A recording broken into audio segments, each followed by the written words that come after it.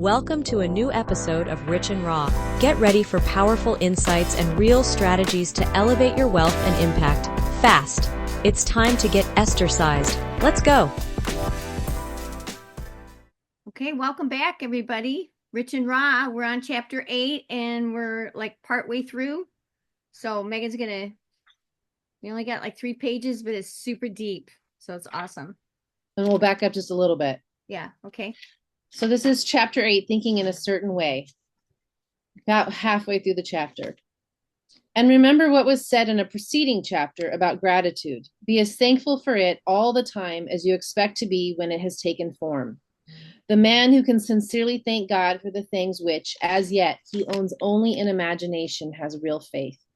He will get rich. He will cause the creation of whatsoever he wants. You do not need to pray repeatedly for things you want. It is not necessary to tell God about it every day. Hallelujah. God, what a relief.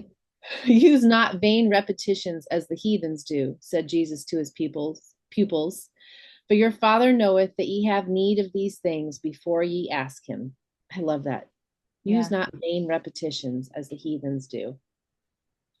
Your part is to intelligently formulate your desire for the things which make for a larger life, to get these desires arranged into a coherent whole, and then to impress this whole desire upon the formless substance which has the power and the will to bring you what you want. You do not make this impression by repeating strings of words. You make it by holding the vision with unshakable purpose to attain it, and with steadfast faith that you do attain it. The answer to prayer is not according to your faith while you are talking, but according to your faith while you are working. I love that.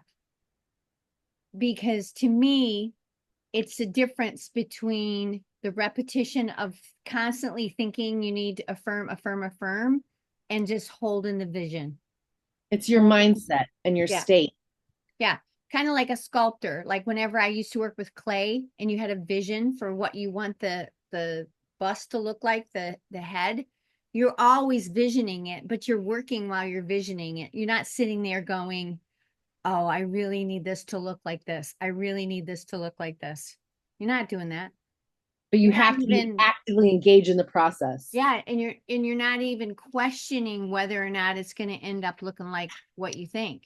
You know what I mean? That's amazing. And I think that that's what we do. We doubt. And with the doubt, we're trying to affirm with constant, I have to have this, I have to have this, which is a whole different energy. Because if you have to have the energy of have to having, then you will always have to have and not have. That is an awesome metaphor. The answer to prayer is not according to your faith while you are talking, but according to your faith while you are working. You cannot impress the mind of God by having a special Sabbath day set apart to tell him what you want and then forgetting him during the rest of the week. You cannot impress him by having special hours to go into your closet and pray if you then dismiss the matter from your mind until the hour of prayer comes again. Wow. Oral prayer is well enough and has its effect, especially upon yourself, in clarifying your vision and strengthening your faith. But it is not your oral petitions which get you what you want. In order to get rich, you do not need a sweet hour of prayer. You need to pray without ceasing. And by prayer, I mean holding steadily to your vision with the purpose to cause its creation into solid form and the faith that you are doing so. Basically, you're focused on causing. You're not focused on praying to hope it happens. You're actually owning that you cause it and affirming that through the work that you're doing while you're holding steady with that's what you're doing. It helps me understand that prayer of O ye of little faith. Isn't there a prayer somewhere where it's like pray that I have more faith? Yeah. Believe that ye receive them. Yeah, there it is. The whole matter turns on receiving once you have clearly formed your vision. When you have formed it, it is well to make an oral statement addressing the supreme in reverent prayer. And from that moment, you must, in mind, receive what you ask for.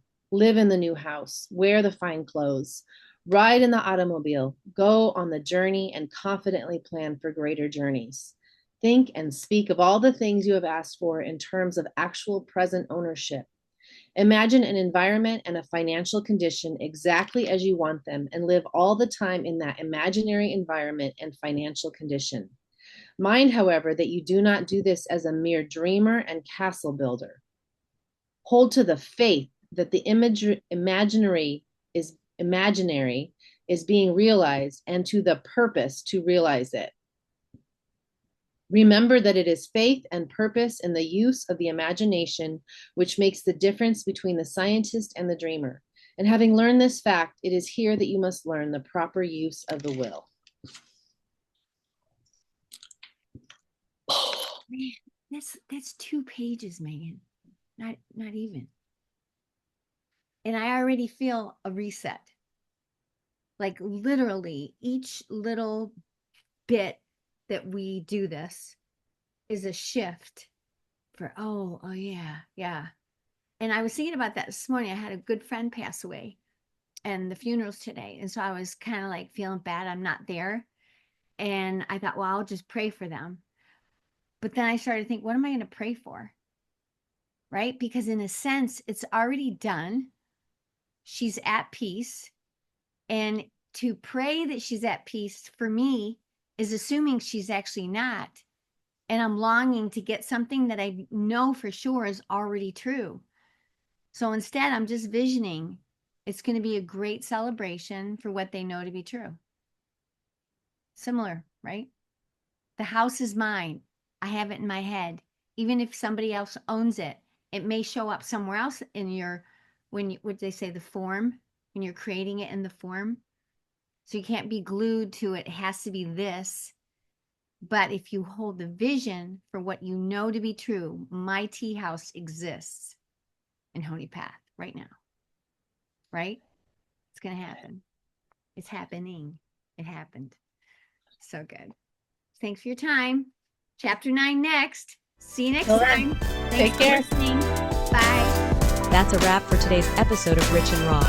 If you enjoyed it, don't forget to like, share, and subscribe to stay updated.